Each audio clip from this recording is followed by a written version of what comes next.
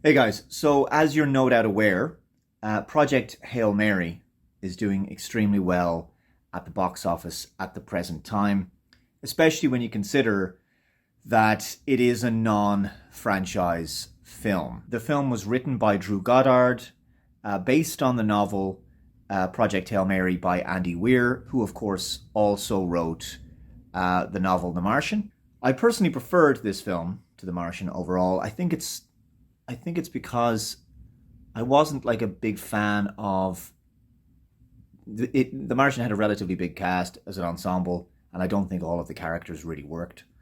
Um, Although I obviously liked the main character that Matt Damon played, Mark Watney, and Ryland Grace, Ryan Gosling's character in Project Hail Mary, is similar in many ways to Mark Watney in some respects.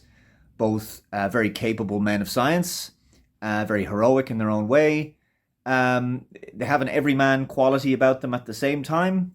Um, but I think, and also quite a similar whimsical, uh, low key sense of humor. It's a great film, I have to say, and I think it's probably going to be one of the highlights of 2026 from Hollywood. It's exactly what Hollywood has needed at this stage, I think, as well. Um, and as I say, it is a non-franchise movie, and it's actually brought in the kind of money that a franchise film would bring in.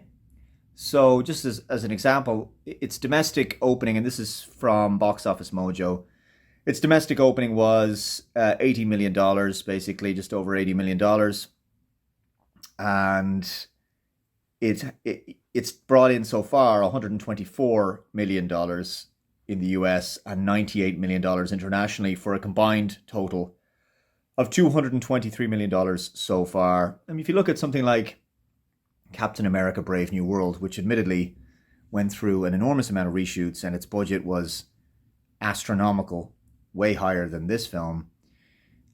And that Captain America Brave New World went way over budget. I mean, they claim it was like $180 million budget, but we know that because of the reshoots, it was probably closer to $300 million, and that doesn't even include its marketing costs, most likely.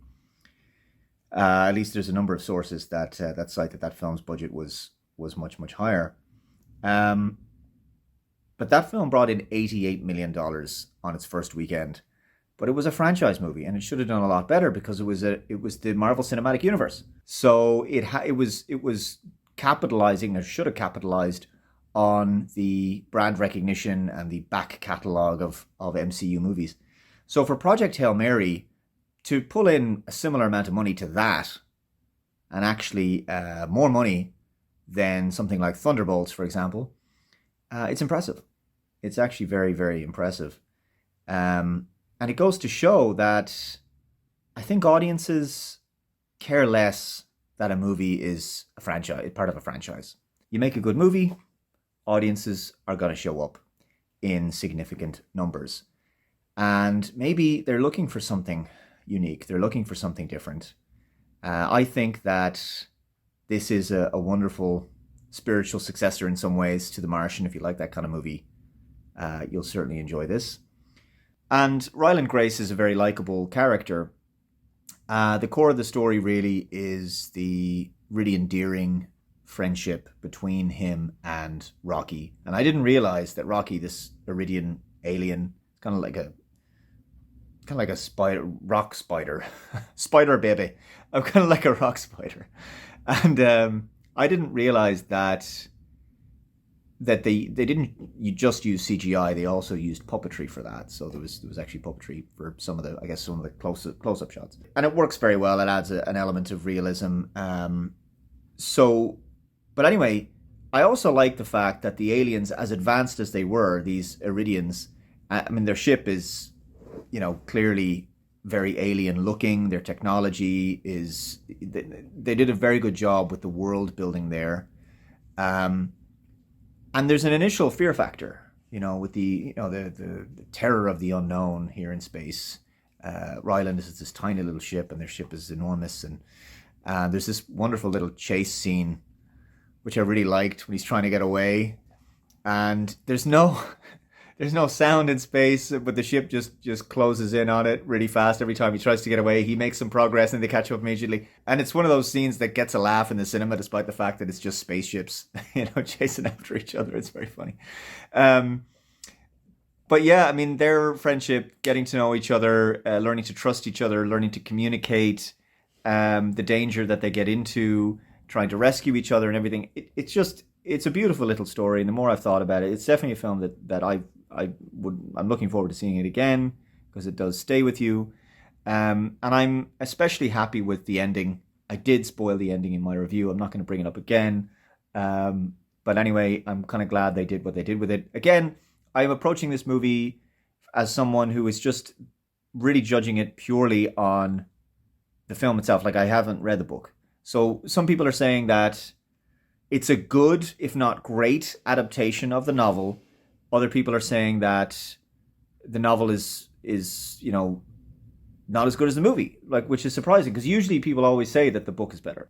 I think the only other complaint that I've heard was some people thought that maybe the film was a tad long, but I disagree. I think it's only a little over 2.5 hours, and that's kind of standard length for movies these days.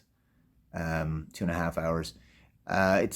There's very little that I would have cut out of the movie, and I especially liked the flashback scenes back on Earth, because the end of the movie is when we find out exactly what was involved to get Ryland on the spaceship.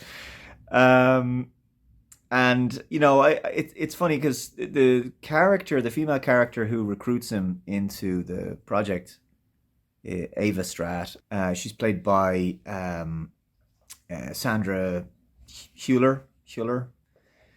And initially I kind of didn't like her. She's kind of lacking in humanity, it seems, at the start of the movie, but she does genuinely become quite an endearing, multi-layered character.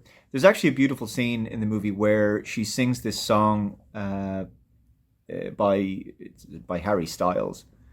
Not normally someone or a kind of song that I would listen to, but it's a song called "Sign of the Times," and the way she sings it is really beautiful, and it's in a bar scene, and it really speaks to the impending doom of humanity, and it's almost kind of like a prayer in a way. That moment, it's quite emotional, and it's quite a suitable song. It's not a song that I knew very well, but it's like the lyrics really, I think are very appropriate. So it was a good choice. But yeah, that's the story. I think so. Again, $223 million worldwide at the present time. Let's see where the second weekend goes. I don't have that information here in front of me just yet, but I'd be interested to see how the film does. I think it absolutely deserves every success, and it's going to be considered one of the highlights of the year. I definitely think, regardless of what it ends up going on to make. The next movie I'm sort of looking forward to is Disclosure Day, another sci-fi movie coming in the summertime, which is directed by Steven Spielberg. Different type of movie again, very different movie again, but kind of a throwback to Spielberg's earlier work, especially Close Encounters, that kind of a vibe from that film. So yeah, that's the story. Let me know your thoughts on Project Hail Mary, if you've seen it and what you think of it. Thanks a lot for watching, guys. Take care, and I'll see you in the next one. Bye-bye.